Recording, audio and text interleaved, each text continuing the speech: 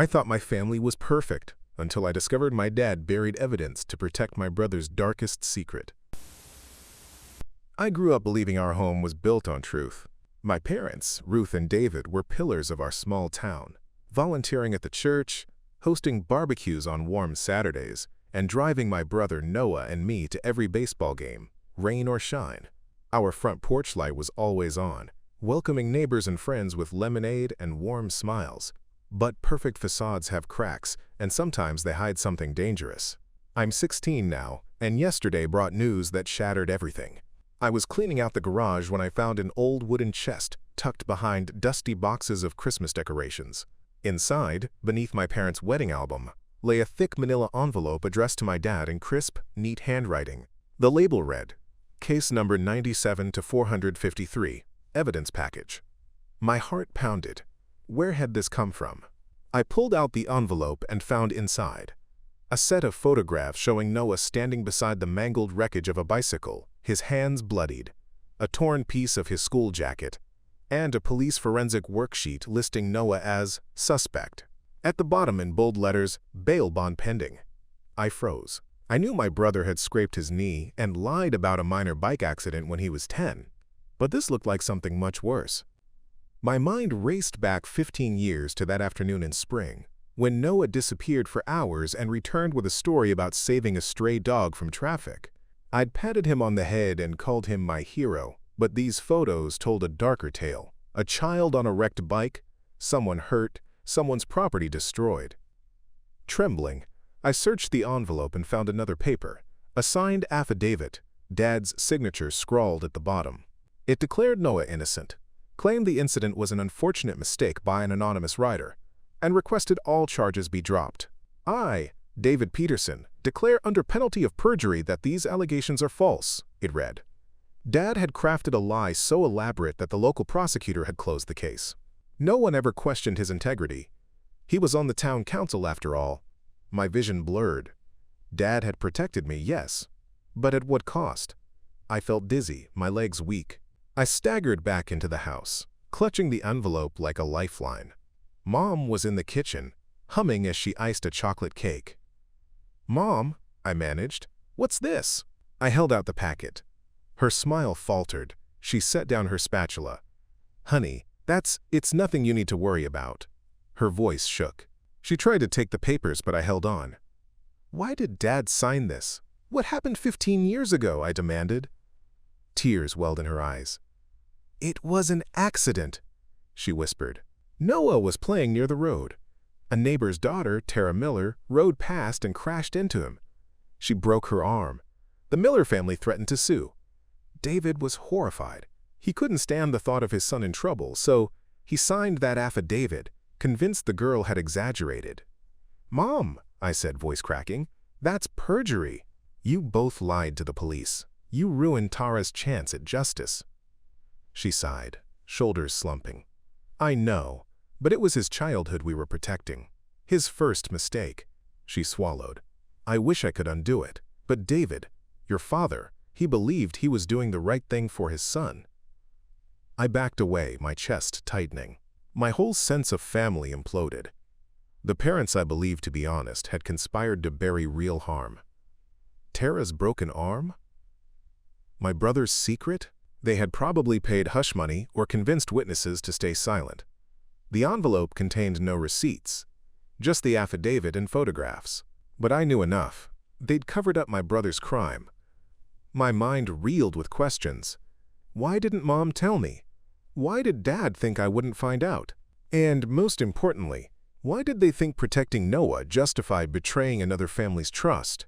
That night I lay in bed, staring at the ceiling fan, the envelope hidden under my pillow.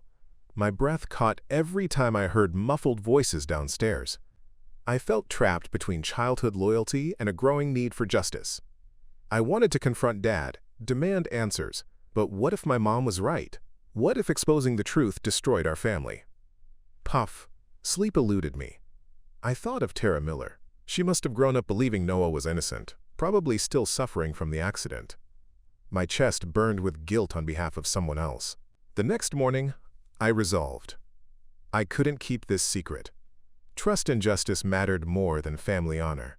I would need proof beyond the affidavit, something that Nana Margaret's voice recorder, used for her memoirs, might have captured.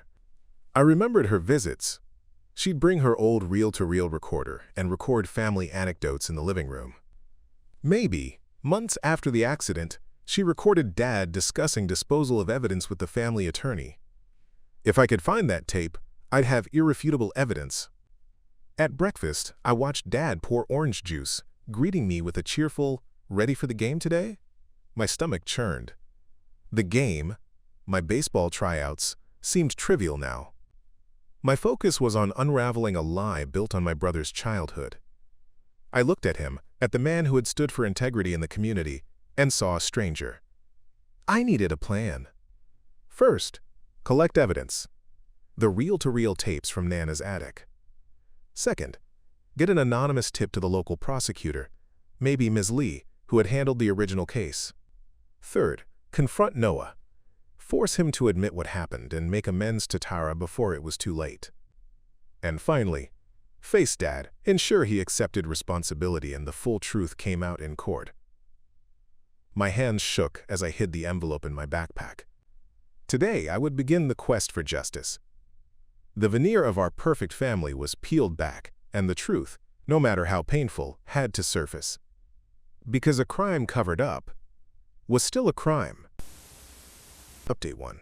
I waited until after dinner to make my move. Dad and Mom were in the living room, watching the news.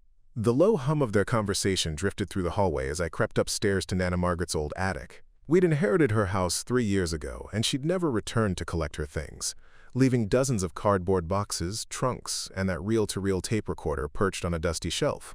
I flicked on my phone's flashlight and pushed the attic door open, wincing at the creak. Every surface was coated with dust motes dancing in the beam of light. I scanned the boxes, hunting for my grandmother's dark green trunk stamped with M. Peterson.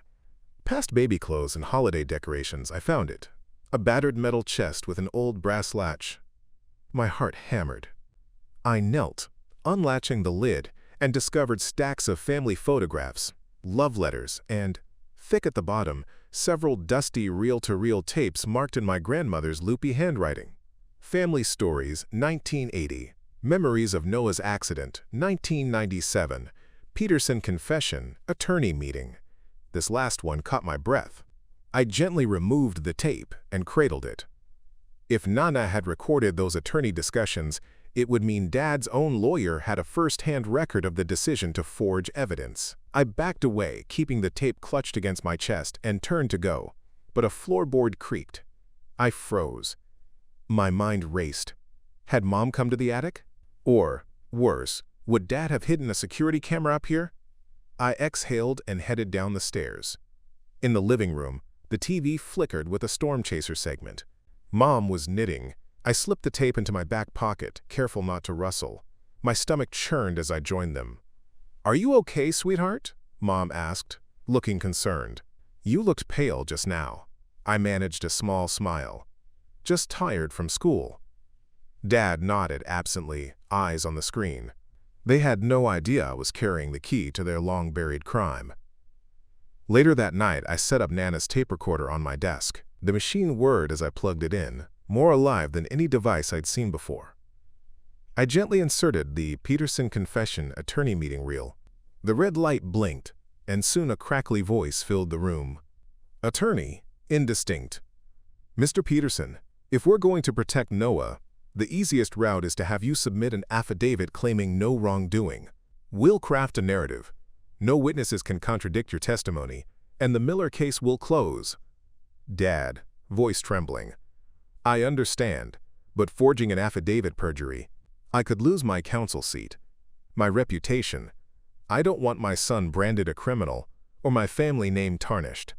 Attorney, "That's why we'll handle everything. Your signature, your story. You won't even need to appear in court. The Miller family, with a generous settlement, will agree to withdraw. We'll file directly with the prosecutor." My hands shook so badly I had to pause. My father's voice, afraid yet determined, filled the room with a chilling resolve. I rewound the tape and listened again. "Dad, I just want him to have a chance. A normal life." Attorney, "Then trust the process. Leave it to me. I sat back, overwhelmed by the gravity of their scheme. They'd paid off Tara's parents, bribed a grieving family into silence, and lied under oath, all to spare a 10-year-old's embarrassment. But the child had grown into a teenager who deserved to own his mistakes, not bury them beneath a coffin of privilege. The next morning, I knew my first real step. Get that tape into the hands of someone with the power to reopen the case. I had to be careful. If Dad discovered what I'd done, he'd destroy the recorder and the tape. Worse, he might convince Mom to lie to protect him further. So I forged an anonymous plan. Duplicate the tape. I'd use a blank cassette and record a copy at school during lunch. Find an ally in the prosecutor's office. Ms. Lee had retired years ago, but her replacement, Assistant D.A. Ramirez, was known for her integrity. If I mailed or dropped off the tape at her public office, it could spark an investigation. Confront Tara's family. They deserve to know.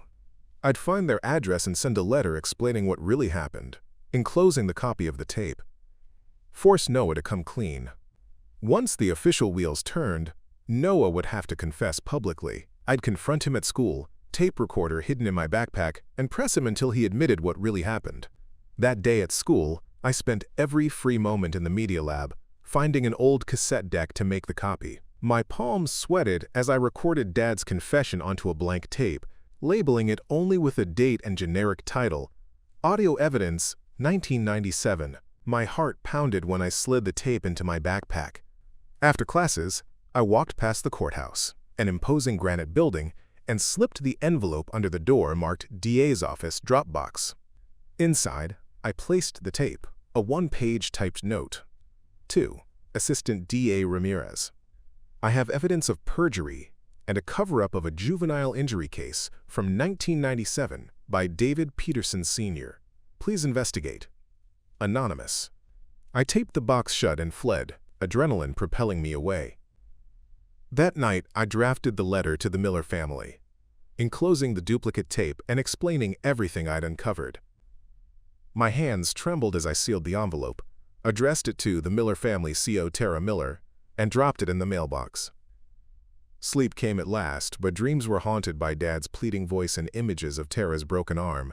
I knew I'd set a chain reaction in motion. Tomorrow, I'd confront Noah, and perhaps the most painful step lay ahead. Accepting that justice might cost my brother his reputation, our family its standing, and my own peace of mind. I lay in bed, listening to the house settle, knowing that morning would bring consequences I could neither predict nor control. But one thing was certain. The truth was out of the attic and in motion, and nothing would ever be the same again. Update 2. The next morning, I braced myself as I crept downstairs for breakfast. Mom was already at the table, carefully pouring cereal into my brother Noah's bowl with the same gentle smile she always wore. Dad was leafing through the newspaper. They had no idea I'd set the wheels in motion. Bilbah. I sat, spoon hovering over the flakes. My heart pounded in my ears as I slid the envelope addressed to the DA's Dropbox off the edge of the table into my lap. I met Noah's eyes. He glanced at me curiously, then looked away. Something in his posture told me he knew. "Big day at school?" Dad asked, folding his paper. "Good luck on tryouts." "Thanks," I muttered, swallowing a lump in my throat. Noah pushed cereal around on his plate. He stared at the tablecloth, then broke the silence. "We need to talk." My pulse leapt. I nodded, steeling myself. "Okay." He stood and carried his bowl to the sink. I followed him, voice shaking. I know what happened when you were 10. He froze, hands gripping the edge of the sink. The water ran as he stared at his reflection in the tap's chrome. "You found the envelope," he whispered. I nodded. "And the tape."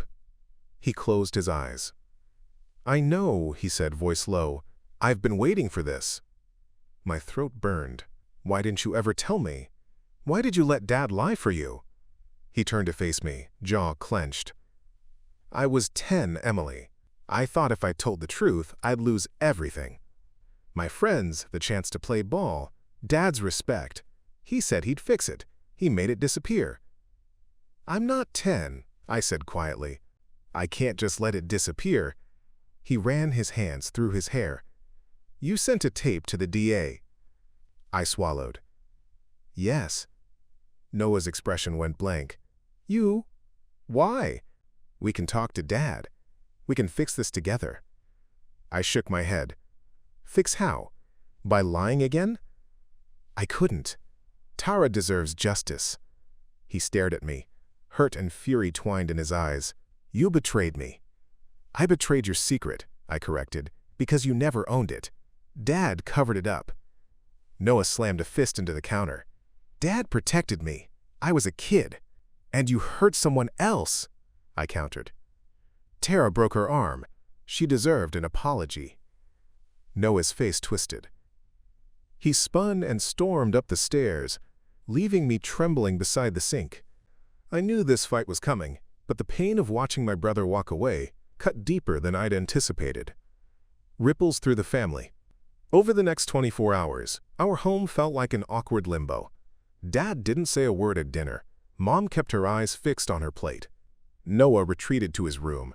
Doors shut, volumes of music blaring behind them. I tiptoed through the hallway, guilt and conviction battling inside me.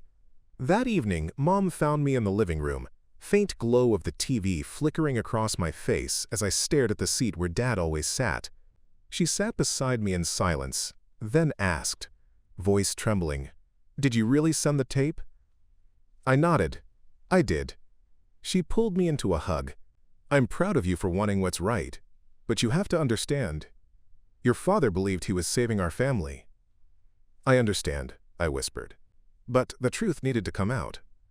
She sighed heavily. I'll support you. I'll go with you when they call us in. I took her hand, grateful for her solidarity.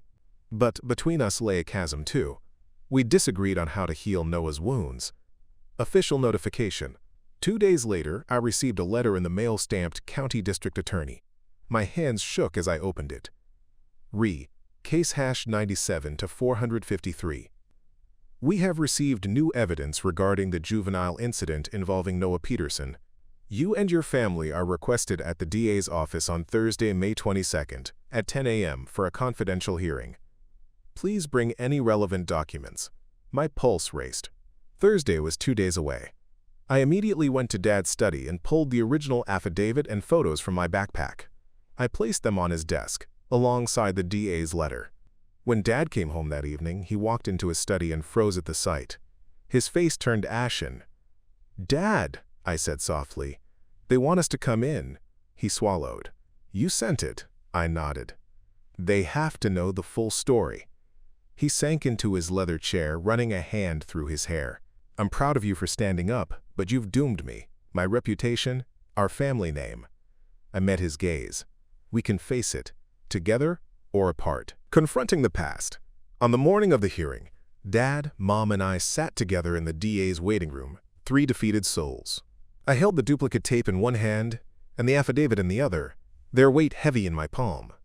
Dad's forehead glistened with sweat. Mom held his hand, tears glinting in her eyes. "Emily," Mom whispered, "thank you for doing this." I squeezed her hand. She deserves justice.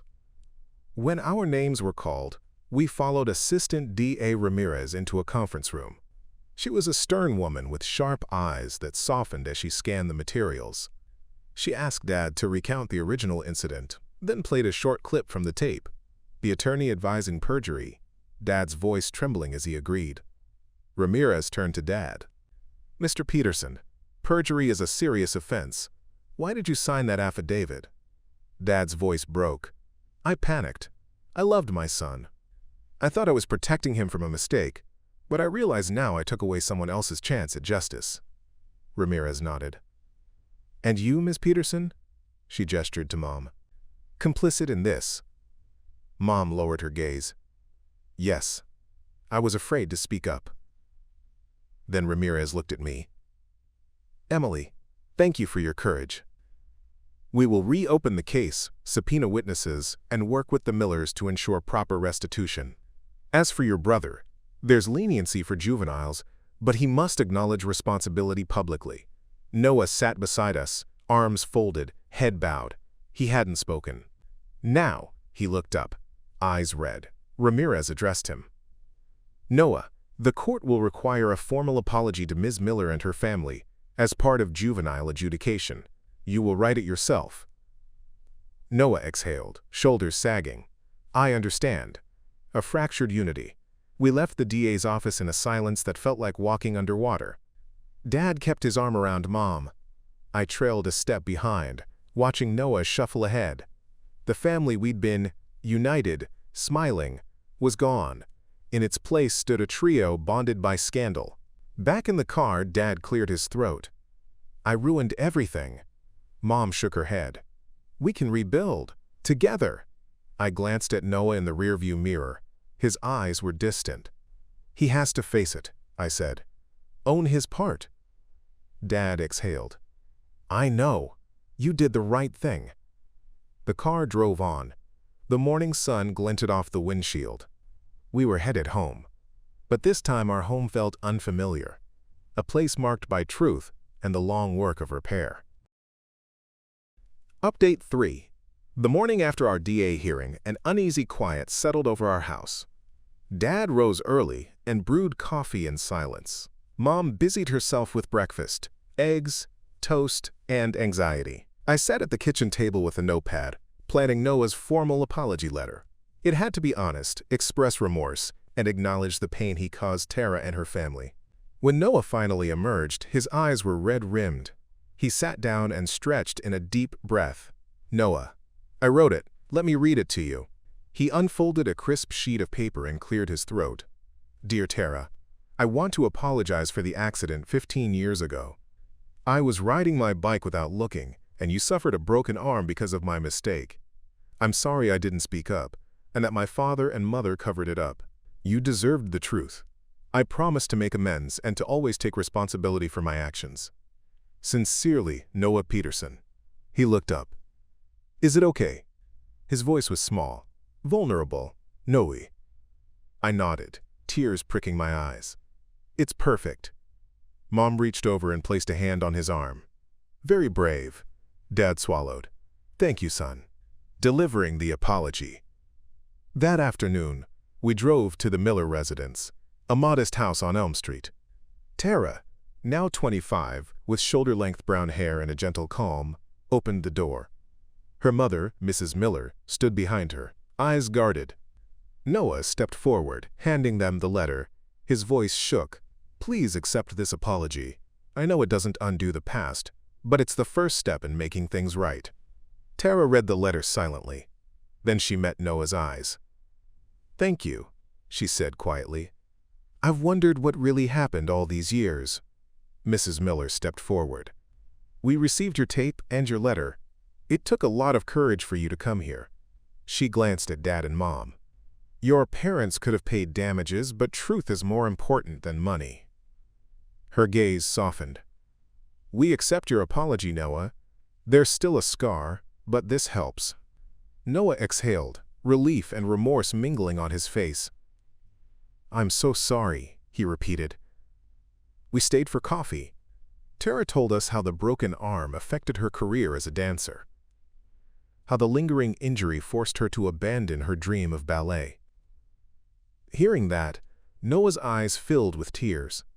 I had no idea, he whispered. Mom stood. We want to offer compensation for therapy or anything you need. Mrs. Miller shook her head. We don't want money, we want closure.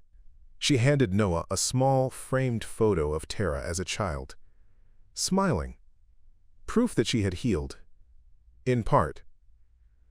When we left, I watched Noah in the rearview mirror. His shoulders were less slumped. I realized that facing the past hadn't destroyed him. It had set him free. Public reckoning. Back home, the DA arranged for a private juvenile hearing. Not a criminal trial, but a formal adjudication. Noah was required to read his apology into the record and meet with a mediator to discuss accountability and community service. He volunteered at the hospital where Tara had been treated, organizing art activities for young patients, turning his mistake into compassion for others. I accompanied him to every session, sometimes speaking for him when emotions choked his words. I saw his growth, from shame to acceptance, from denial to empathy. Despite the stigma, The community responded with support. At our high school, a local reporter ran a piece headlined, "Peterson Teen Seeks Redemption After Past Cover-Up." The article praised Noah's courage and our family's dedication to truth. Comments poured in, some harsh, some forgiving, but all reflecting that secrets, once unearthed, could be transformed into hope. Family rebuilding. Through these weeks, Dad and Mom attended family counseling. Initially, Dad blamed his panic. Mom wrestled with guilt. Over time, they confronted the ways their lie fractured our trust. In counseling sessions, we practiced honest check-ins, sharing fears, regrets, and hopes. Dad learned to apologize without explaining. Mom discovered how to support the truth even when it hurt. One evening, our counselor led us through a truth circle. Each of us took turns speaking without interruption. "Dad, I'm sorry for betraying your trust and compromising someone else's life. I will work every day to be honest and upright." "Mom, I'm sorry for hiding the truth and letting fear guide me. I'll strive to put integrity before comfort." "Noah, I'm sorry for my careless actions and for letting my parents cover it up. I will live responsibly." "Me, I'm sorry for the pain my actions caused you all, but I'm proud we chose justice. I'll keep advocating for truth." When it was over, we felt lighter. The circle had been painful, but it opened a pathway toward genuine forgiveness. Months passed. The DA formally closed the case with a juvenile disposition. Noah's record sealed as long as he completed his service and maintained good behavior. The Millers invited us to a small gathering in Tara's studio, showcasing her paintings inspired by resilience. We attended together, standing as a unified, imperfect family. That night, as we drove home under a star-spangled sky, Dad reached over and squeezed my hand. "Thank you for leading us to this," he said quietly. I smiled. Sometimes the hardest path is the right one. Noah glanced at me in the back seat, a genuine half-smile crossing his face. Mom hummed softly to the radio. Our porch light beckoned, not as a mask of perfection, but as a beacon of hard-won honesty. Update 4. 3 months after the DA hearing, an invitation arrived that none of us expected. The town council, still reeling from the scandal, requested a public forum at the community center. They'd heard about Tara's art exhibit and Noah's service at the hospital, and they wanted families to tell their stories so the town could heal. The forum was scheduled for a warm Tuesday evening under the banner, "Truth, Accountability, and Community." That afternoon, we gathered in our living room to prepare. Dad sat at the head of the table, rehearsing a speech on a folded index card. Mom was in the corner, smoothing her dress and quietly rehearsing apology phrases. Noah paced, phone in hand, scrolling through his notes. I held the recorder in my hand, just in case I needed to capture the moment, but more to ground myself in the purpose of this reckoning. When we arrived at the community center, the gym was transformed. Rows of folding chairs faced a long table with microphones. The audience filled the seats, neighbors we'd known for years, teachers from our school, parents who had cheered at our games, and, at the very back, Tara and her mother seated together. My chest tightened. This was as public as it got. The moderator, our mayor, called the meeting to order. "Tonight, we confront a painful chapter in our history," she began, voice steady. "We welcome the Peterson family to share their story, and we invite the community to listen with open hearts." She gestured to Dad, who rose with the index card clutched in his hand.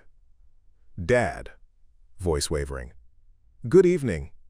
I stand before you ashamed and deeply sorry. 15 years ago, I chose to protect my son over the truth. I lied under oath, committed perjury, and denied justice to the Miller family. I did it out of fear. Fear of losing my son, my reputation, and my place in this community. But I was wrong. The fear of consequence is no excuse for harming another. I vow to you tonight, I will spend the rest of my days earning back your trust, and I will work with the council to establish a restorative justice program in Tara's name." Murmurs rippled through the crowd. Some heads nodded. Some faces remained impassive. Dad stepped back, face pale, and Mom took his hand. She stood, voice soft but resolute. "Mom, I'm sorry too. I helped hide the truth, I feared the scandal more than I feared injustice.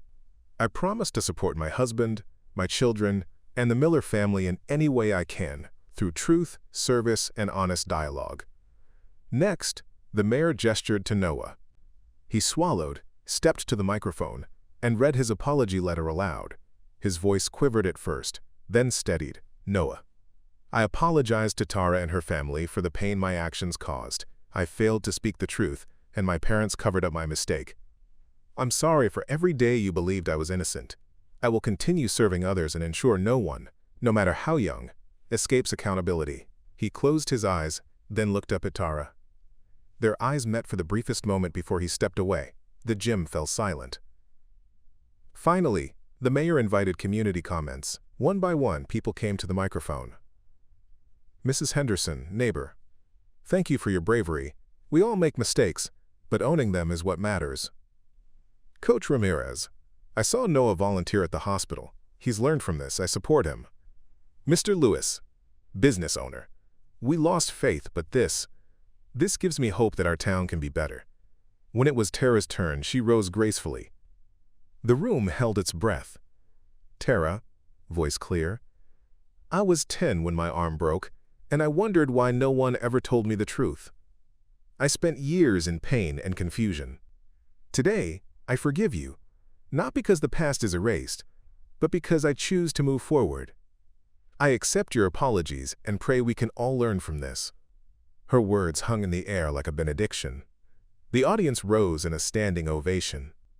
My eyes blurred with tears as I realized that this ritual of truth had not only repaired our family, but had also begun to mend the community's fabric. This story began with a hidden envelope, a forged affidavit, and a childhood accident buried beneath lies. It could have ended in bitterness, fractured families, and lifelong regret. But through empathy, bravery, and unwavering commitment to justice, a family confronted its worst sins in the light of day.